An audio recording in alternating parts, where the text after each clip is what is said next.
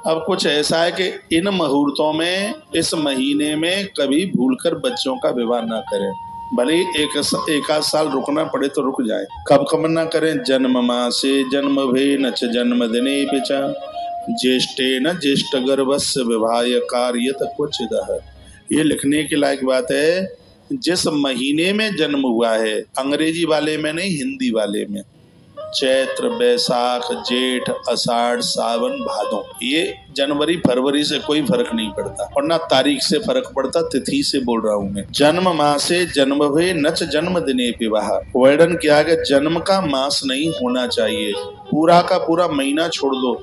जिस महीने में जन्म हुआ है उस महीने में विवाह बच्चों का ना, ये लिख लो, आपको कोई नहीं बताएगा ये बात। आज परिवार में बन नहीं रही है, पति पत्नी में झगड़ा हो रहा है, तलाक की नौबत आ रही है, रूठे अपने अपने घरों में बैठे हैं, ये कहीं कमी हो रही है। बच्चों का जिस महीने में जन्म हुआ है उस महीने में विवाह न करें। जन्म का दिन, जिस दिन में सोमवार में जन्म हुआ तो सोमवार को भांवर न पड़े, मंगलवार को जन्म हुआ तो मंगलवार को भांवर न पड़े। स्पष्ट लिखा है जन्म का मास, जन्म का दिन और जन्म का नक्षत्र और जन्म की तिथि। और लिखा है ज्येष्ठे च ज्येष्ठ गर्भस्य, और यदि सबसे बड़े हैं वो तो जेठ का महीना, उनके लिए 2 महीने बताए, एक जन्म का महीना और घर में बड़े हैं, सबसे बड़े हैं तो चाहे वो बेटा और चाहे वो बेटी, ज्येष्ठ का महीना उनके लिए बहुत ज्यादा भारी है, बहुत ज्यादा अशुभ है। इन कालों में उन बच्चों का विवाह न हो। जन्म का मास, जन्म का दिन, जन्म की तिथि, जन्म का नक्षत्र और यदि वो ज्येष्ठ हैं तो जेठ का महीना।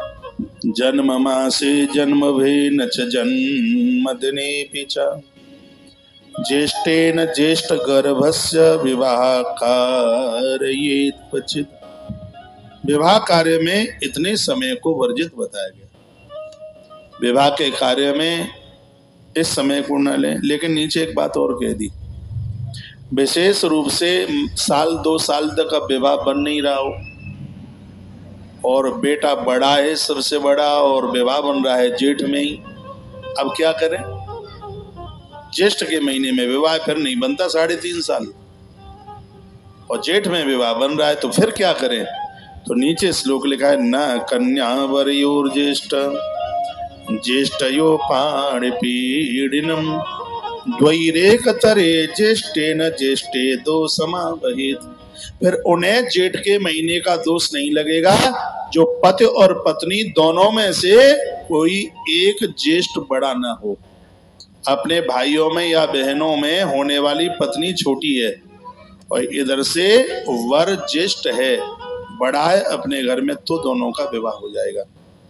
बिटिया ज्येष्ठी है लेकिन उसको होने वाला जो पति है वो अपने भाई बहन में छोटा है, तो भी ये संबंध हो जाएगा। कब होगा? जब 2-4 साल विवाह है तब, नहीं तो दोनों के लिए ज्येष्ठ मास वर्जित है। ये बात समझ में आ गई?